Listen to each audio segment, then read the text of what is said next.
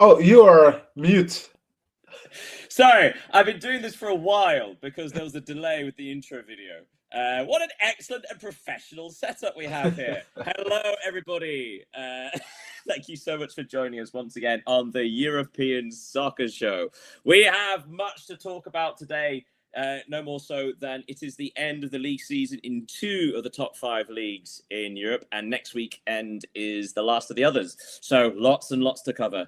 But the main headlines, well, we've got a lot of sad goodbyes to some legends at certain clubs in Spain. They're all saying goodbye, except to the teams, obviously, because all the teams are doing their hardest to stay in the division. Elsewhere in Italy, same thing. The 2 scrapping at the bottom, trying to stay up. Oh, they keep on winning. Where are these victories coming from? But yes, end of the season in Ligue 1, end of the season in the Bundesliga. Climax is there aplenty. And it's not even Valentine's Day. But we are going to start with, as ever, the Premier League. And the big news came last night, talking about the title race.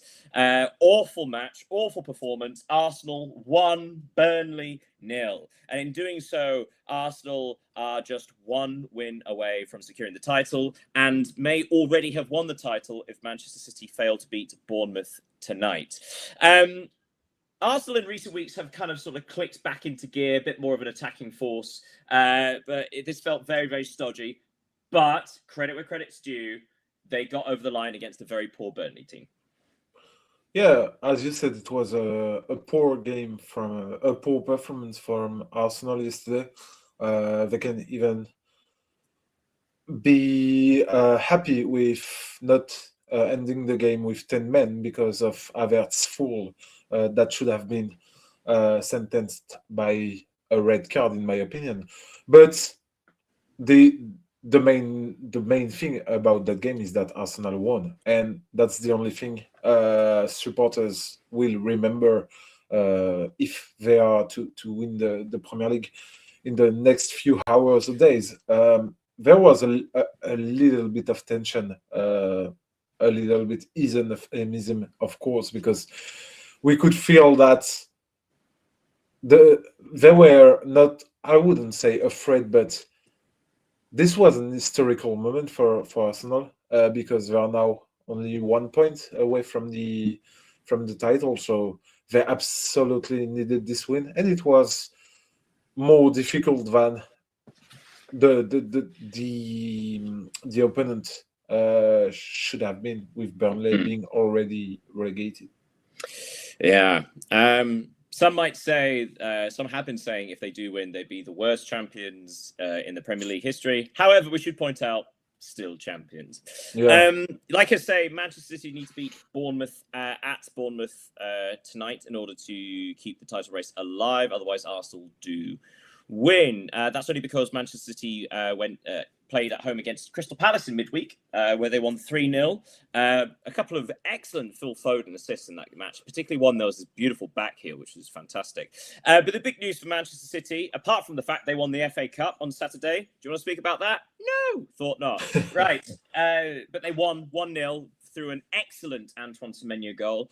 But the big news, of course, the announcement that Pep Guardiola will be leaving Manchester City at the end of the season. So the first question is to cover.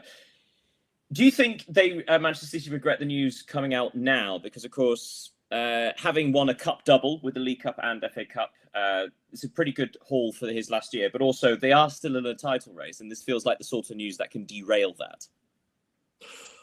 Yeah, but if we are being honest, there is 99% of observers that know that Arsenal are going to win the Premier League. Well, we should point out this news did come out before the game last night, so yeah, we don't know if it's had an effect. But the fact is that it has come out in an unopportune moment. Yeah, as you said, but for Manchester City, I don't think it changes a lot. The players, maybe I think they already know that Pep Guardiola is going to leave at the end of the season.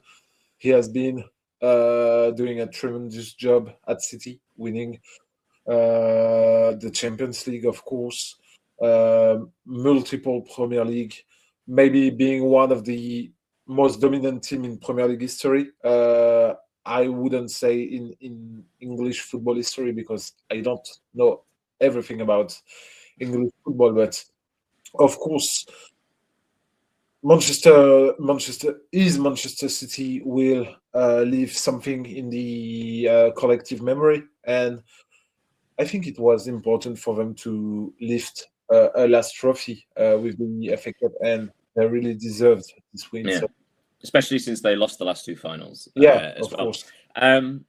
Chelsea, on the other hand, big match for them tonight as well. They are at home against Tottenham Hotspur after losing that final. The big news for them is that they've secured the services of Xabi Alonso for next season, which is something of a coup, isn't it? Considering the state that football club is currently in and the what some have described as mismanagement or poor management at the top, and yet they secured an incredibly exciting manager, and we should point out manager, not head coach.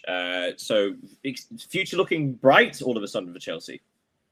Yeah, I think Chelsea is the kind of club Xabi Alonso should have gone before engaging himself to Real Madrid last summer.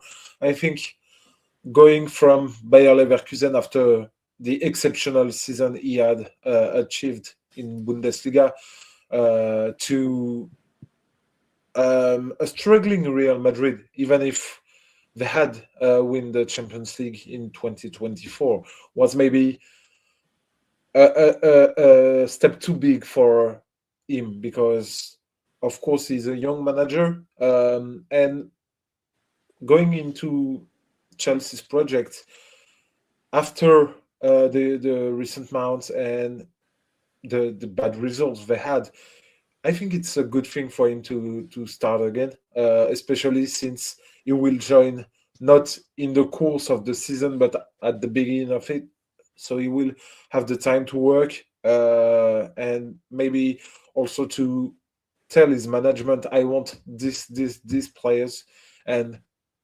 this would be because Lord it could knows be a good Chelsea. fit. Lord knows Chelsea don't have enough players. No, I don't think they have enough. Maybe No. they should recruit this summer.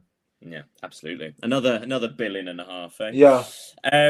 Yes, but it's like I say, big match night at home to Spurs. Spurs, we should say, if they draw that game, Tottenham Hotspur will be safe. That is due in part to their superior goal difference over West Ham, currently being 13 goals, so there'll be an unlikely swing. But also at the weekend, West Ham went to Newcastle and lost 3-1. A disastrous opening 20 minutes for the Hammers, conceding twice in that time. They did score a beautiful consolation goal through Castellanos, but yeah, 3-1. It does feel like this is the moment. West Ham, the recent weeks, they had that 0-0 away at Crystal Palace, who were playing the B team. They had that 3-0 defeat at Brentford, where they hit the post a couple of times, had a penalty overturned, all these things.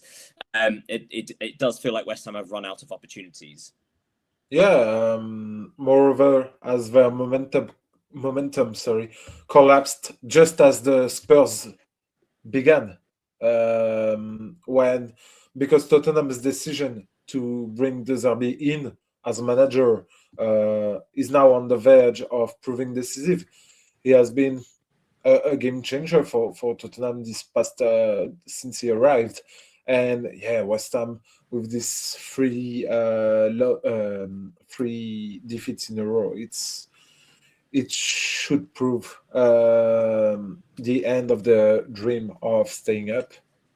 It's a sad for a club of that size, but yeah, if you're among the worst ones, it's going to be a risk. We should also say that big opportunity for Spurs tonight, because they basically never get anything from Stamford Bridge. Yeah. But Chelsea are currently on a 8-match winless run, I think.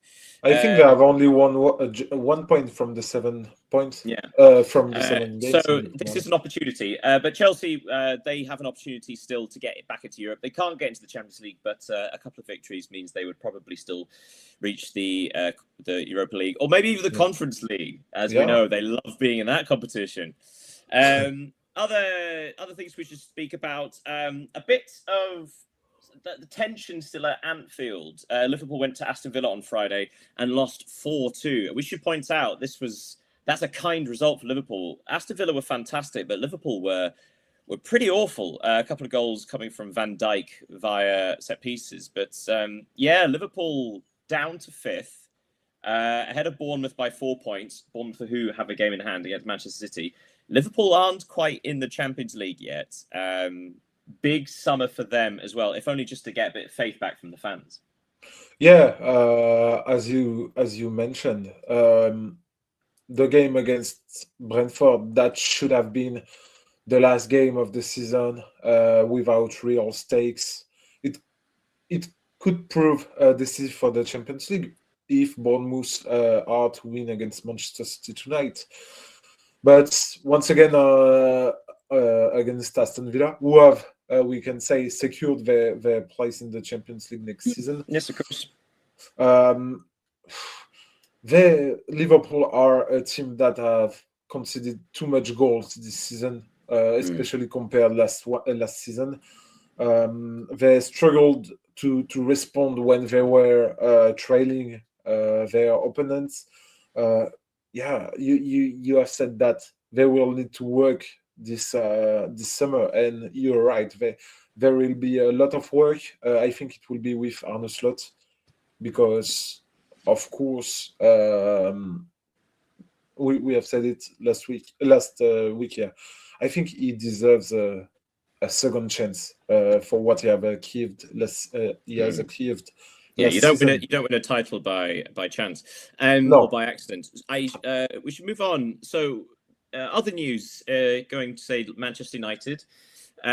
We should be talking about the fact that they've offered a contract to Michael Carrick, who apparently it's very close to being confirmed. But instead, we need to talk about what are the goals, because there's a theme around this weekend in the UK about what the hell is handball anymore. No one knows. This is not just my opinion. This seems to be like a confusion among professionals generally.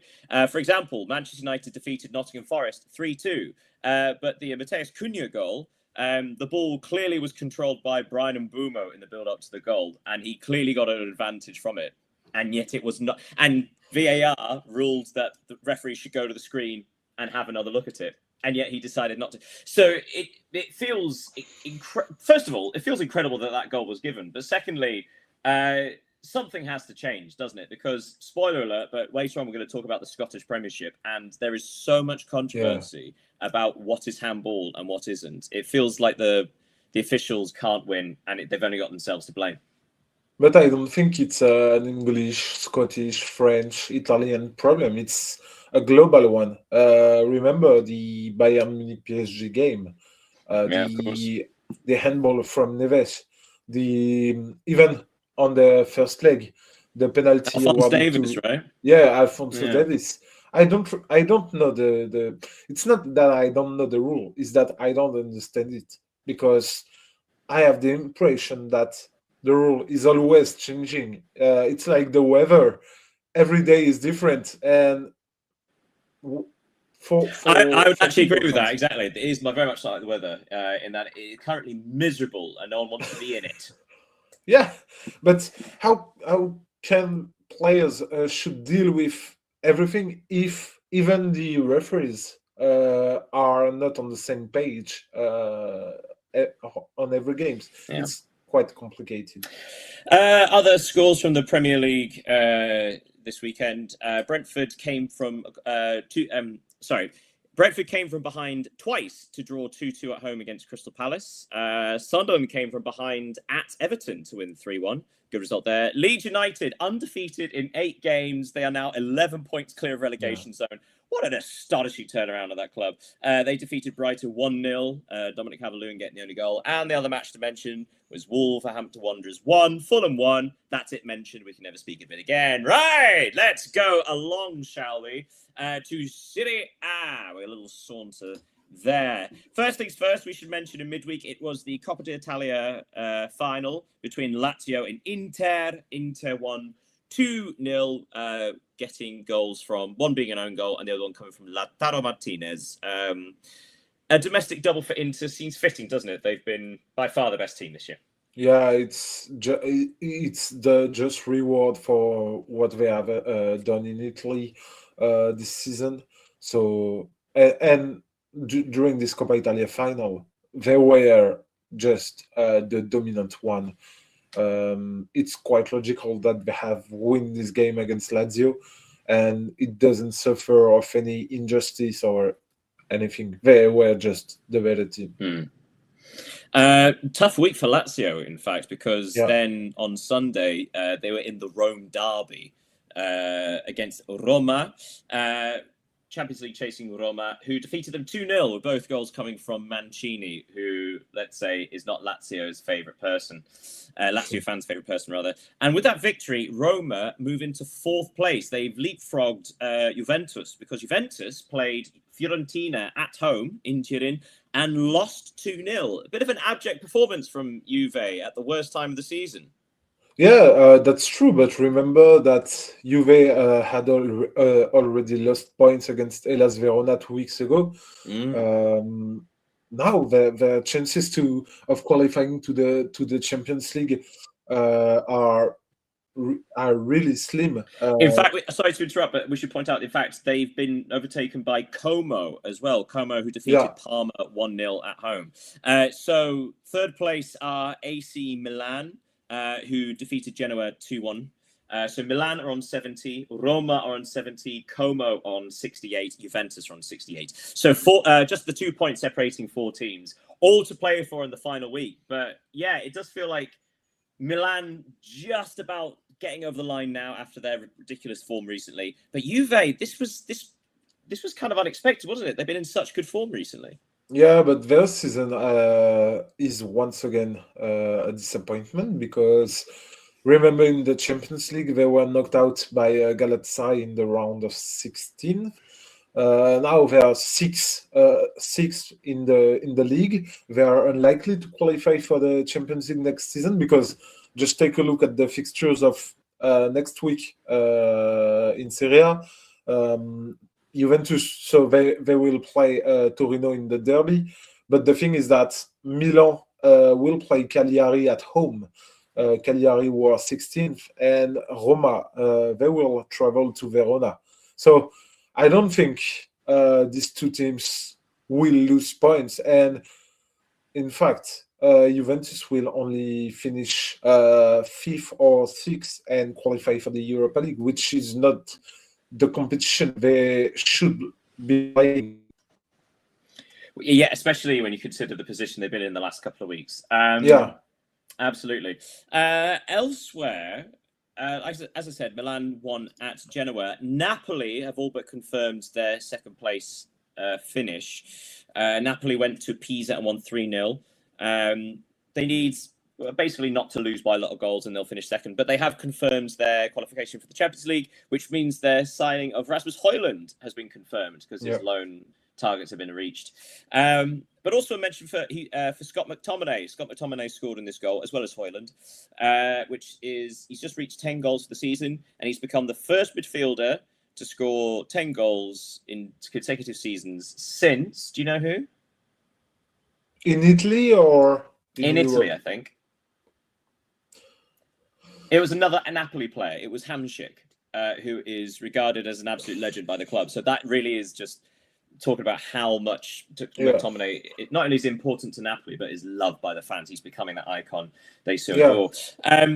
Moving away from the Champions League race, we should probably look at the bottom, because both you and I thought that Lecce and Cremonese would lose this week, and then next week they're both at home and it could be a big shootout. It's like, no, shows what we know. First of all, Cremonese went to Udinese and they won 1-0 thanks to Jamie Vardy's party bus still continuing. But Lecce went to Sassuolo, who've had a fantastic season. Lecce led 1-0, then again 2-1, pegged back twice. But then Stulic for Lecce got a winner in the 6th minute stoppage time. Q scenes, Q limbs. So yes, both Lecce and Cremonese are winning, which is both teams' second victory in 3 matches. Again, it's sort of it beggars belief, right? Like where is this form coming from? As we'll see with La Liga, it's astonishing what a kick up the backside will do. Yeah, I think it's survival instinct. But to be honest, I think Cremonese's victory came too late because they will face Como in the next round, even if they are going to play at home. Playing a team that is on the verge of qualifying for Champions League, it will be really, really, really difficult for them. And the thing we is should that point out if Cremonese can draw, then they need Lecce to lose by 3 goals or more. that's so. Yeah. It would takes a real upset for Cremonese to stay up in the Serie A, but there, to be honest, having 34 points as a promoted team is not a really bad result. But the thing is that they have awake too late, and that maybe. And we should point out they have not been by far the worst team. Like Pisa and Verona have stunk the league up, whereas Cremonese, considering the opening day victory at the San Siro against Milan, but it does all go down to the final week, though. As you say, Lecce are at home to Genoa, Cremonese are at home to Como, all to play for there. Something else to mention from Serie A. There was an interesting fixture between Atalanta and Bologna. Bologna won in Bergamo 1-0 thanks to Orsolini. But it does mean that Bologna are now only 3 points behind Atalanta. So Atalanta, for the last 3-4 weeks, have looked certain of 7th place, but they're in different form has allowed Bologna to catch up. So if Bologna win, Atalanta lose, Bologna could snatch that final European spot. Yeah, but it would take a good result for Bologna because there is head-to-head. That's the head-to-head rule. Yeah, again, this is where it gets confusing because some leagues prioritize head-to-head, some prioritize goal difference, and then head-to-head. But this one is head-to-head. Hence why Milan are ahead of Roma. But do you know who Bologna will play in the final round? I do. They are home to Inter. Yeah. But also, we should point out it's not the same Inter. I mean, Inter this weekend drew at home to Verona. Yeah. So, it's not quite the same Inter. Although, excellent goal scorer for Verona in stoppage time, equalised. And it was Bowie. So, good old Bowie. The star man himself scored for Verona. The only other results that we didn't talk about was Cagliari 2, Torino 1, and Torino will host the Turin Derby next week, the final fixture of the season in Serie A. And before we move away from Serie A, quick word on Serie B, because as we know, the playoffs have just happened, or rather the first leg of the playoffs in Serie B. Why do you call it the Serie B? Because the Serie A... I keep saying Serie B. Silly me, Serie B. Anyway, but it's been a strange week for all the clubs owned by the City Group, because obviously they've just lost Guardiola, the head of the whole group. Yeah. Gosh, in France, their team Trois have been promoted from Ligue 2. In Spain, spoiler alert, one of their team, Girona, may well get relegated. But Palermo of the City Group, they were favourites to go up via the playoffs, and they just lost 3-0 at Catanzaro, which is quite a heavy defeat. So Palermo look like they are probably out, although the second leg's coming up, so it's something to keep an eye on, I think. But yeah, one match left in Serie A. Coming up next week, something to keep your eye on. But until then, we are going off to the Bundesliga for their final round of fixtures of the season. Now, if you guys have been watching and keeping track of the Bundesliga, you'll remember that there were 3 teams fighting for the Champions League place and 3 teams fighting for that one relegation playoff spot. And it was something of an anticlimax, wasn't it? Because out of those 6 teams, only one of them won. Yeah. So, bit of a duff end. So let's talk about the team that won. So St. Pauli hosted Wolfsburg in a clash of the bottom. That came out wrong. clash of the lower table. And Wolfsburg winning 3-1, a precious victory, which means Wolfsburg will finish in 16th place. So they finish in the relegation playoff spot. St. Pauli finished bottom, and Heidenheim, who lost at home 2-0 to Mainz, will also be relegated. So St. Pauli and Heidenheim are down. Wolfsburg live to fight another day for now. First of all, credit to Wolfsburg because, again, they managed to find 2 victories in the last few weeks. That very precious. It gives them a fighting chance. But also it's sad to see Heidenheim go, isn't it? Because they put up a hell of a fight. Yeah, I was quite sad for Heidenheim not to survive because of what they have achieved in the last weeks. But I'm also glad to see Wolfsburg have their chance to stay in the Bundesliga because it is, of course, a big club. But even if Heidenheim had win their games against Mainz, the goal difference would certainly have prevented them from climbing into the 16th place.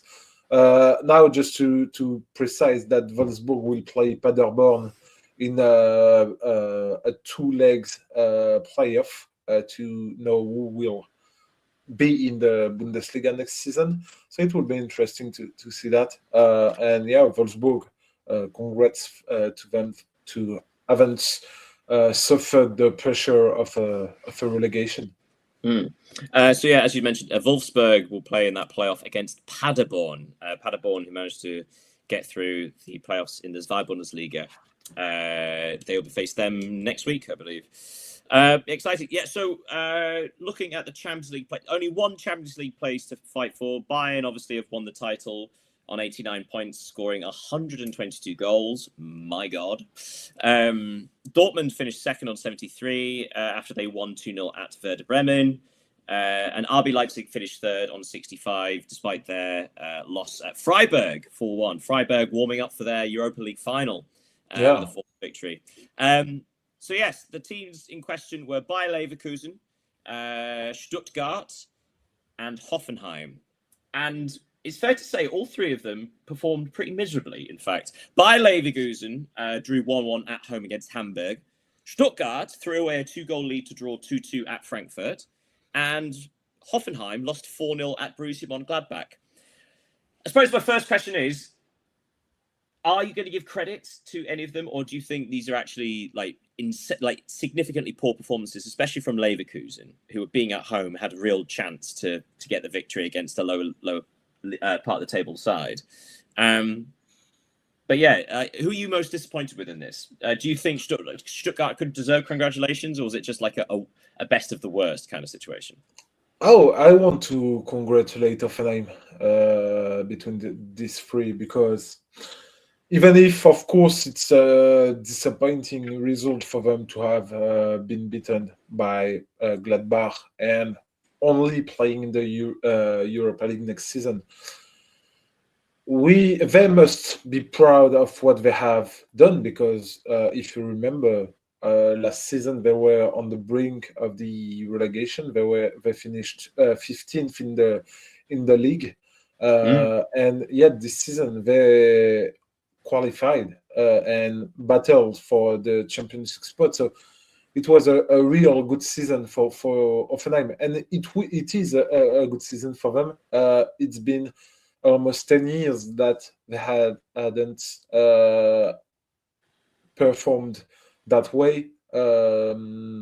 So yeah, it's I think this season is a success for them. It's a fair point. We should say as well, they were losing 2-0 at Mönchengladbach before they had a man sent off in the first minute of the second half for a second bookable offence. So it was always a long way back from that. Yeah, I suppose Stuttgart led 2-0, as I mentioned before. Burkhardt got a couple of goals, 2 penalties, in fact, for Frankfurt. So it was just kind of sloppy from Stuttgart, wasn't it? It wasn't as if Frankfurt created that much. It was 2 defensive errors that let them back into the game.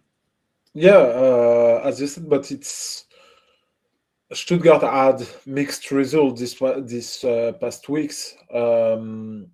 But the important thing is that they will play in the Champions League next season, of course. And congratulations to them, because it shows a kind of consistency, because they had finished second 2 years ago, if I'm not mistaken. They are now fourth. They will play in the Champions League again. So their project is solid, and of course next week they're in the cup final against of Bayern. course, Actually, the last few years have been brilliant for Stuttgart, haven't they? Yeah. And actually, they've had another fantastic season. Champions League qualification, another cup final. They're second in a row, defending champions. Yeah, it's a good time to be a Stuttgart fan. Yeah. So they finished fourth. Hoffenheim finished in fifth, going into the Europa League next season. Leverkusen in sixth. We should say, as I said, Freiburg. So let's have a quick word on Freiburg. So they finished seventh. And as I mentioned, they warmed up. So tomorrow night they face Aston Villa in the Europa League final. And they warmed up with a 4-1 victory at home to RB Leipzig. Now, obviously, Villa are the big favourites for that game. But Freiburg are in excellent form at the minute. So how much of a chance do you give them? I would say that Freiburg have 45% of winning against Aston Villa, because now that they have assured a European qualification for next season, they don't have any pressure of the results, except for the title, of course. And there is a motivation for them, is that if they beat Aston Villa, they will be qualified in the Champions League next season, for the first time in their history, and they have missed these opportunities for 3 or 4 years now. So it's only bonus for them tomorrow, and it will be very interesting to see that thing. And just to finish with that, I want to have a quick word on Frankfurt. We will hope Freiburg to win this one, because I think it should help them to qualify for the Conference League. I think you're right, yeah. Yeah, and because it's the first time in 6 years that Frankfurt haven't qualified for European competition, so it's a real failure for them. Yeah. Strange year for them, but of course the rise of Hoffenheim as well has put another competitor among them. Other results we didn't mention: Union Berlin won 4-0 at home to Augsburg, a wonderful victory to sign off the season. And speaking of signing off the season style, Bayern defeated Köln 5-1 with another Harry Kane hat-trick. That's his fourth of the Bundesliga season. That means he finishes on 36 goals in 31 matches. Which is also his 63rd of the season in all competitions. Yeah, it's insane. But and we should say he did not win Player of the Year. No, yeah, Michael Olise did. Yeah. Which actually you'd say is, I don't know. I'm feeling slightly conflicted, because Olise, I think he got 14 goals but 19 assists. So the numbers are still incredible. Yeah. But I think he gave more to the team than Kane. Kane, on the other hand, is just. It's strange to say. I think Kane, if this was like voting for a Ballon d'Or, I think more people would vote for Kane, and yet Player of the Season, Olise's got the nod. Does that make sense? It makes sense. I agree with you. But Kane has been tremendous once again. And you were mentioning his total goals. I wonder how Lionel Messi had scored 91 goals in 20. It was a calendar year, wasn't it? Yeah, a calendar year, but no one can achieve this. That's well, Kane does have the final next week, and then of course the World Cup, and then of course the start of next season. So I reckon he can get to about 80. Which would be incredible. Yeah, I mean, to be clear, that was what Messi did, was just ridiculous, unbelievable, in fact. So I think that's one last thing to mention from Germany before we move on. So as mentioned, Wolfsburg will play Paderborn in the playoff. But the two teams definitely coming up are Schalke, as we knew. But huge congratulations to Elfsberg. So this is an astonishing journey for Elfsberg, because at the end of the 21-22 season, they were promoted from the 4th division only 5 seasons ago. So in the space of 5 seasons, they've been promoted 3 times.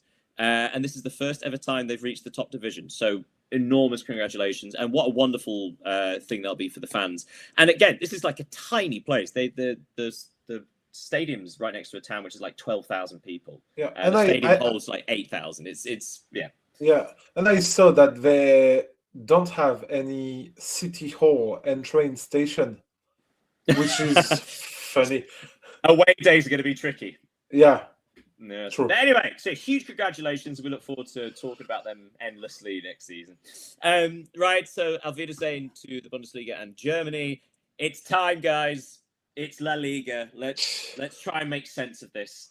It's all about the relegation battle because, quite frankly, before last week, it still involved 12 teams in the relegation fight. Yeah. So, like 12 teams could still feasibly get relegated. We should say the first team to be confirmed was Real Oviedo, so they were definitely down before last week. But the huge surprise is that we have another, well, almost confirmation of a side being relegated, and that's Mallorca. Mallorca, who in midweek lost 3-1 to Getafe before losing the big game away to Levante 2-0. So disastrous for Mallorca, which is strange because I remember about 7-8 weeks ago, Mallorca had gone on a wonderful run to get out of trouble. And again, as we keep saying, like the second one team gets good form, they get sucked back in because every single team is finding that form. It's almost cruel, but it's also wonderful to watch, isn't it? Yeah, it is. And do you know what is the strangest thing about Mallorca? Tell me. Is that Vedat they Muriqi, have the second top goal scorer in the league. with 22 goals, Yeah. which is impressive. So Vedat Muriqi has literally scored 50% of Mallorca's goal this season.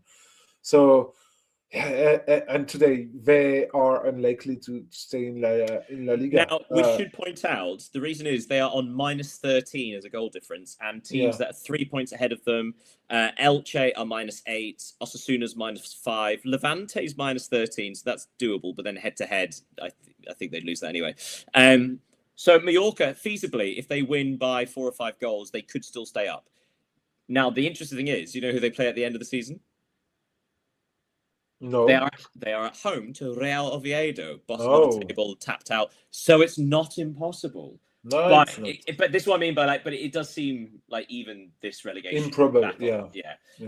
But it does seem a shame, doesn't it? Because Mallorca, again, we would never say like they've been one of the 3 worst teams this season because there have been regular points in the season they've been good.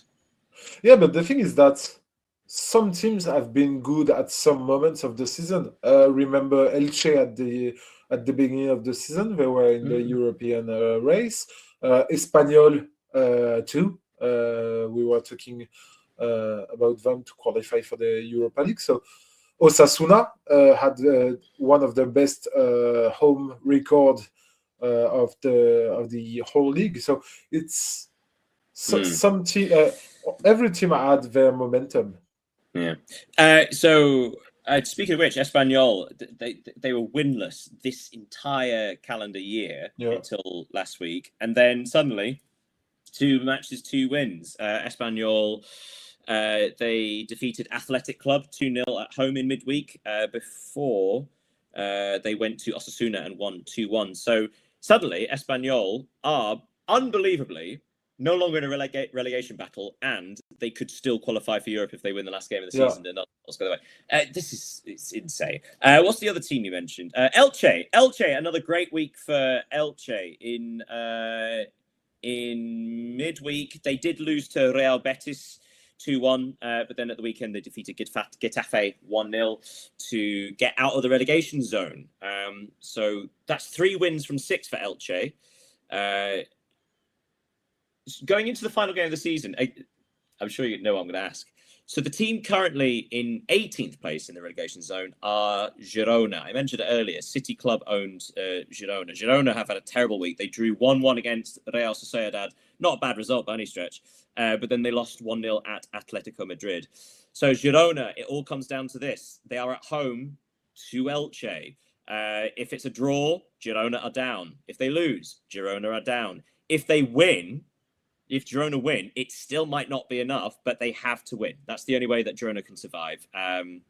But likewise, Elche, if they draw, they're safe. So it's what a wonderful finale for the season, isn't it, for relegation?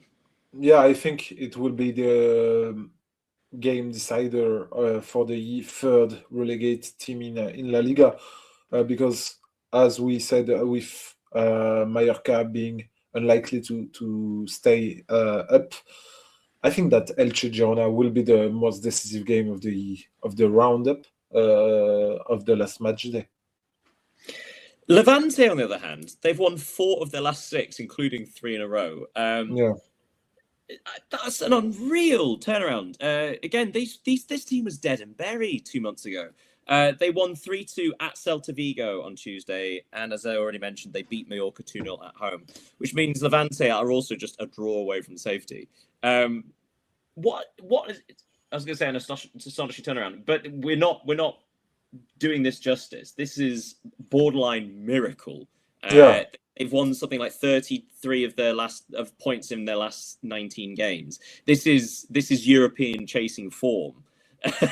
And this is a team that was, for all effects and intents and purposes, relegated already.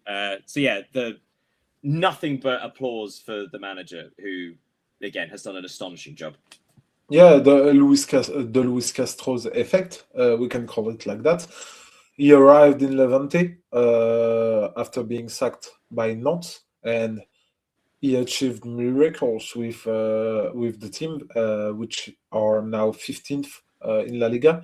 They are away to Levante, to Real Betis in the last match day. Real Betis, who are sure to be fifth in the league at the end of the season. So only a draw would assure them to stay in La Liga, and that could be a real deserved reward for everything they have done this past week. Absolutely. We should probably mention a couple of other teams, because it's not all about the relegation. Villarreal have had a bad week. They've lost 2 games on the bounce. They lost at home 3-2 to Sevilla. Sevilla, who are basically safe now. They might need a point to guarantee it, but they're practically safe. Again, some brilliant results for Sevilla recently. But yeah, Villarreal lost at home 3-2 against them. They lost 2-0 at Rayo Vallecano. So suddenly they are on level points with Atletico Madrid. So that third place for Villarreal may well slip through their fingers if they're not careful. They've got the last game of the season to play. But yeah, they've taken their eye off the ball a little bit, haven't they? Yeah, but it will be interesting because they will play Atletico Madrid in the last game of the season, so it will be the decider for the third place. Atletico, for their part, they won 2-1 at Osasuna in midweek, and I've lost their other game. 1-0 against Girona. Oh, that was it. Yes, home to Girona. So that's 2 wins on the bounce for them. Anything else we should really mention? I'll tell you what. We've been talking about the relegation spot, but some of these teams are fighting for the last European place because Rayo Vallecano are through to the final of the Conference League. You've got Getafe currently in pole position in 7th place, but you've also got Rayo Vallecano. Valencia are now suddenly in with a shout, which is crazy. Yeah. They won. Was it 3 wins on the back? No, 3 wins in the last 7. They're undefeated. Oh, sorry. No, I'm looking at Vallecano. 7 points from the last 3 games. Valencia could well get a European spot. But Real Sociedad, Espanyol, Athletic Club. Now, we should say Sociedad, Espanyol, Athletic Club, they're all sort of, their goal difference probably means they can't quite do it. But, of course, Sociedad are already in Europe because of the cup win. Regardless, this is a huge achievement for Getafe and Rayo Vallecano. Vallecano for getting back-to-back, well, potentially back-to-back seasons in Europe, and if they win the Conference League against Crystal Palace, that's another European trophy. Getafe, on the other hand, turned their season around quite early doors and finished so strongly. It's astonishing seeing what would be described as lower middle-class teams. So like the middle-class teams such as Valencia, Real Sociedad, Athletic Club, the clubs that are used to sort of challenging for European competition, though maybe not Champions League every single year. But suddenly all these teams have scrambled and dragged them down. And it's brilliant to see this sort of equilibrium, right? This equity between teams. It's just so competitive, and it's thrilling to watch. Yeah, of course we have to say that these teams can play in European competition because of the creation of the Conference League, but it doesn't. We shouldn't forget that they have their own identity. When you talk about Getafe, you know how they play. Even if you don't watch them every single week, you know that they are a really compact block with real defensive assets. Um, you even know some of the players' name, even if you don't know about We should something. point out, it seems like Rayo Vallecano have been good for a while. I mean, like when Yeah, they think back to like Andy Iraola was coaching there before he was taken to Bournemouth. His former assistant, is now the coach there. It's like this is a brilliant yeah. sort of coaching line at Vallecano as well. We should have a quick mention because we need to move away from La Liga. There were some significant goodbyes this week. Yeah. For Atletico, they were saying goodbye to Antoine Griezmann. For Real Madrid, Dani Carvajal, his contract will not be extended, and he'll be leaving Real Madrid kind of like sort of in secret a little bit because, of course, he's not really been playing due to his long-term injury. Yeah. Also, the league's goodbye to Lewandowski. So Barcelona fans better due to him, or adios. Barcelona, for their parts, they lost 1-0. We've not mentioned Alaves. Alaves, again, like hadn't won a match in forever, and yet they won 1-0 at home to Barcelona. Which is an astonishing result, and followed up with a win at Oviedo. But yeah, Barcelona, they won 3-1 at home to Betis, and the fans got to say thank you to Lewandowski, who's been a brilliant player for them. And there was a significant risk when they signed him. I do think he's a legend at Barcelona because when he arrived, the context of his signing was that Barcelona were in a kind of bankruptcy, and he arrived in a difficult environment at 34 years old. And what was it? 50 million euros spent on him as well. A 33-year-old. I think it was a huge risk. I think it was also 60 million euros.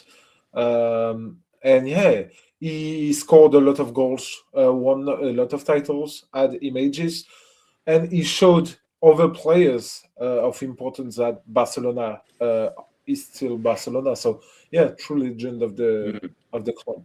And of course, I think that was the summer that Messi left as well, wasn't it? Yeah. Or was it the one after? Anyway, one year after. 1 year after, because sorry. Messi left in 2021 and Lewandowski signed in 2022. Yeah, absolutely right. Yeah, so a lot of goodbyes. But yeah, big stuff. Real Madrid had a good week, by the way. They defeated Real Oviedo 2-0. And then 1-0 at Sevilla. But no one's really talking about it at the minute because things have calmed down. Yeah. less chaotic week this week. Anything else we haven't mentioned? There was a very fun match between Real Sociedad and Valencia. Valencia winning 4-3. Yeah, brilliant match. You haven't seen the highlights, go back. It's a good laugh. Right, it's exhausting, isn't it, the La Liga? But as a finale, as a little what's the opposite of an amuse-bouche? A digestif. We're going to go to Ligue 1 and the finale of there. So Paris Saint-Germain had already won the league. They defeated Lens 2-0 in midweek to confirm that. And my God, there's an absolute thunderstorm outside all of a sudden. Ooh, it's very dramatic. It's the same here. Oh my goodness. Oh, and someone's running off without a coat. Anyway, so yeah, sorry, I got distracted. Sorry, apologies to the live stream. If you feel like commenting and criticizing my performance, feel free to do so. Everyone else does. Yes, so Paris Saint-Germain were already confirmed title winners. Slightly strange circumstance, them being awarded the title, wasn't it?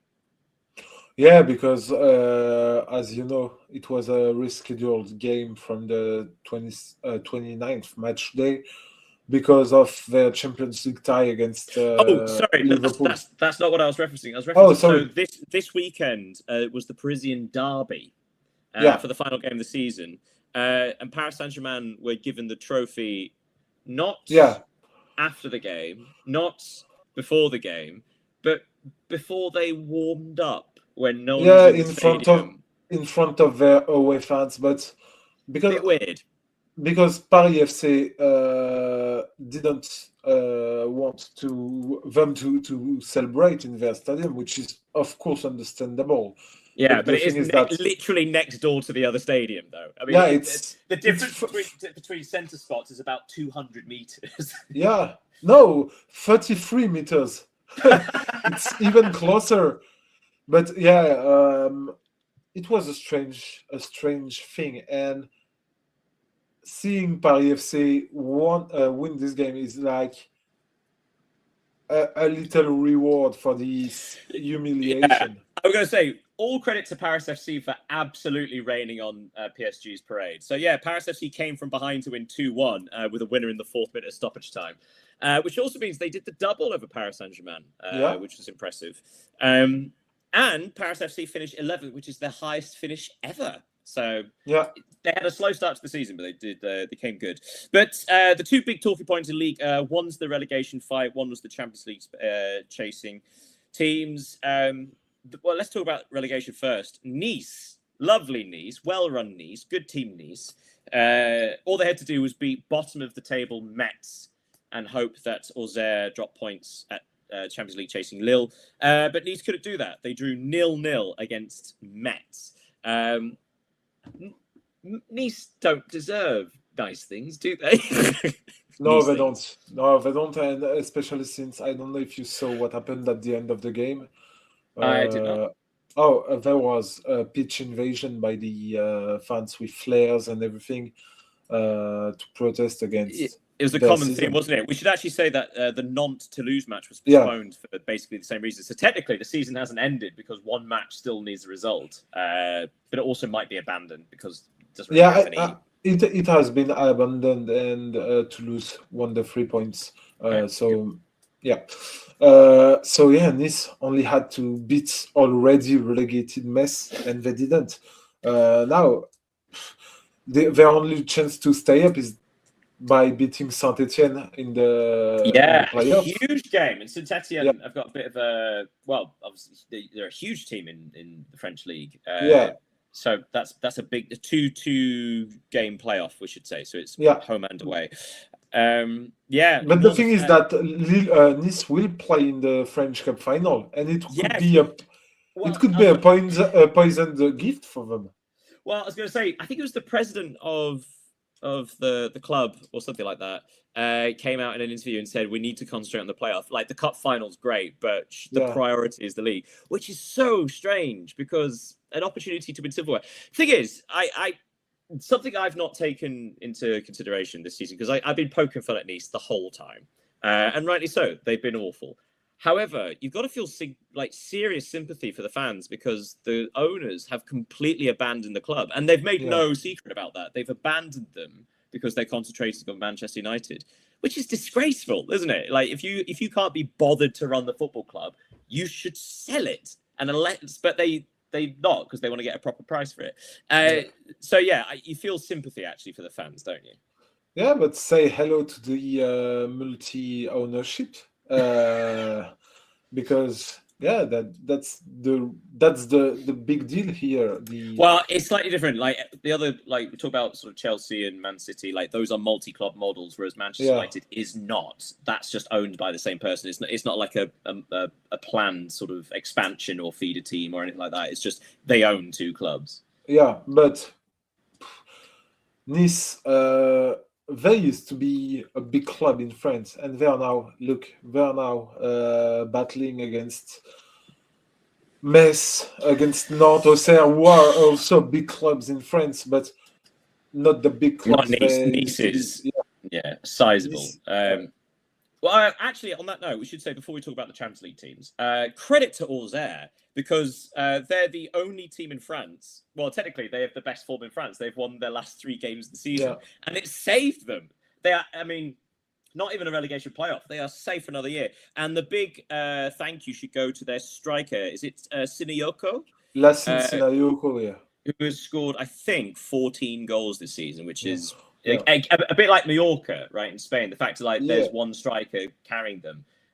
Great player because he was refused to join Lens last summer by his club, and finally he stayed and scored 14 goals, as you said, just to make them stay up in the league. So great story and great man, good Yeah. point. Hopefully he gets his move this year then, considering that's I think. I did that. Right, let's talk about the Champions League teams. So we said Auxerre won. Well, they were at Lille, third place Lille, who only needed a win to confirm their Champions League status. They did not. They lost, which meant that it was over to Lyon to take advantage. They did not. They lost, which meant it went to Rennes to take advantage. They did not. They lost. So, so in a strange case, it was, again, a bit of an anticlimax in that sense, although a very tense one, I imagine, for you. Let's talk about Lille, first of all, because they were at home to Auxerre. Is it fair to say that Auxerre just basically wanted it more? Like, they felt like they really fought for it, as opposed to Lille gave it away? No, Auxerre deserved their win. They have seen one of their goals disallowed also. So it showed that they had scored 3 goals. But we have said it in the past weeks. Auxerre deserves to stay in La Ligue for what they have shown this season. But let's concentrate. But like Lille specifically, it's almost like they qualified for the Champions League by default, because the last few weeks they actually have dropped points. But it just so happens that all the other teams around them have also dropped points, usually when they played each other. So it was almost like Lille were good enough, but not necessarily brilliant. Yeah, but they had a really good run these past weeks. They were, I think, 11 points away from the third place back in the January or February. So they had a good run, and it allowed us to finally step up on the podium. So credit to them. Well, speaking of fortunate, though, Lyon, they played Lens' reserve team, essentially, as Lens sort of prepared for the cup final next week. Lyon at home lost 4-0. What the hell happened? Terrible game from Lyon. They completely failed to turn up for the match. And Lens just killed them on the pitch. It is a missed opportunity for Lyon. But if we are being honest, looking back at what happened last summer, if you had tell Lyon supporters that they would finish 4th, of course everyone would have signed.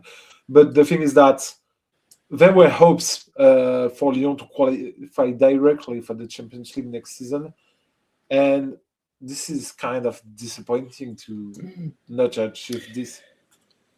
But we should say Lyon are through to the qualifiers for the Champions League, finishing 4th, ahead of Marseille. Marseille squeaked into 5th place. They won the last 2 games of the season, including the last game at home to Rennes. Marseille winning 3-1.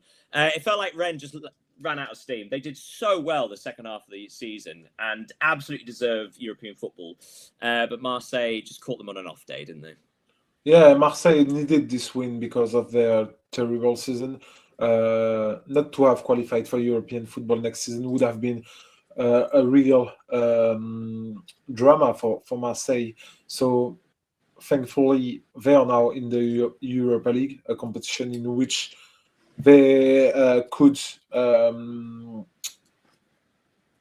hope to go at least to the quarter or semi-final. So it was important for them. Marseille finished 5th, Rennes finished 6th, ahead of Monaco, who finished 7th, who may yet still get European football if Lens win the cup against Nice. Other results to tell you. I'll tell you what, great week for Strasbourg. It's been a terrible time because obviously they lost 2 separate semi-finals in recent weeks. They can't qualify for Europe themselves, but they finished the season in some style. They were losing 4-1 at home to Monaco with half an hour left, and ended up winning 5-4. Gary O'Neill's men doing something disgusting to Monaco. It felt good for them to finish on a high, because it has actually felt like a good season for Strasbourg, even if they haven't finished in the European places. Yeah, it was a good thing to finish on that note. But of course, it's a failure because they abandoned the league and their opportunities to qualify for the European competition, just to focus on the Coupe de France and on the Conference League. And finally, they will not win any title and not qualify for the European Cup. So it's a mixed season for Strasbourg, as their brothers' season. I think it's sisters. Yeah. Okay, well, that's it. That's the end of our roundup for all the 5 major European leagues this week. Anything we might have missed from you? A couple of notably concerning the World Cup squad. Of course, Neymar has been selected by Carlo Ancelotti to represent Brazil. But João Pedro hasn't. Yeah, but I'm sorry. I'm sorry for João Pedro, but I'm so happy to be able to watch to watch Neymar, Messi, and Cristiano Ronaldo playing their last World Cup together. It will be a very cool thing. Yeah.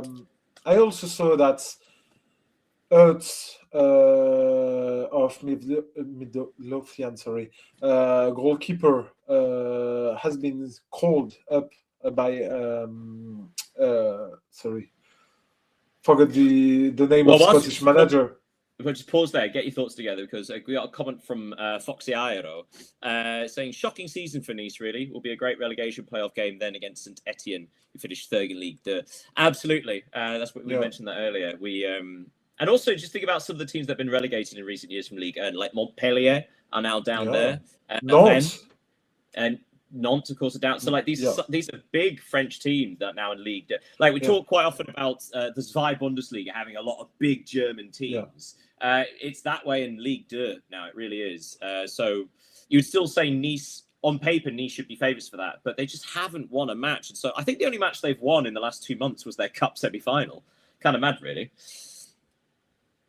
And there's a comment from MG. What has Semenyo gifted Guardiola apart from a £25 million bill for his agent? Well, Semenyo, I mean, he's a gift that keeps on giving. Not only is he giving it to Man City, but to Bournemouth as well, who are undefeated since Semenyo left. So really, Semenyo is giving to everybody. What was the thing you were going to say about the Scottish manager? He selected the 43-year-old Ertz goalkeeper for the World Cup, and I think it's a beautiful story too. Yeah, absolutely. Well, if you're playing decent level football still, even at that age, why not? And also, it can just be experience around the club camp. We need to finish there. Sadly, we've run over, so no time for the trivial trivia. Just a quick word on Jose Mourinho, who finished the Portuguese Primera season undefeated with Benfica, but finished third and misses out on the Champions League. Oh well, and that, of course, is probably the next Real Madrid manager. And have you seen the name of his successor? I have not. A former Manchester United manager. There are so many of recent weeks. A Portuguese one? No. Is he? He is. Amorim's going to Benfica. Yeah, Amorim is good. Should go to Benfica according to reports. Yeah, but that's dirty, isn't he? Going from Sporting to Benfica. Yeah. That's just, you don't do that. Anyway, sorry. Last comment from NJB saying, Endrick to Arsenal, watch this space. I'll watch it very carefully, but my money's not on that. No, but that would be interesting. It'd be fun. But anyway, we've run over. Stop distractions, NJB, with your titillating comments. Right, we need to stop. Thank you so much, everybody, for watching live. Don't forget, if you ever want to send comments, you can do so live or on the video after it's posted. Feel free to do so. We do try and respond to everybody. Thank you, Leo, as ever. Thank you, Daniel. Thank you, Foxy and NGB, for your comments. Thank you to everyone who have watched this show. And please, next time, comment before like the last minute, so we have time. Yeah.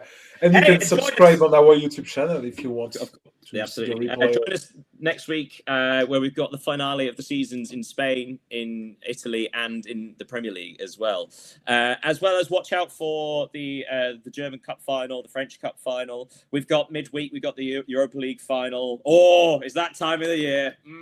Right. Goodbye, everybody. Have a great old week. We'll see you next time. Goodbye, everybody.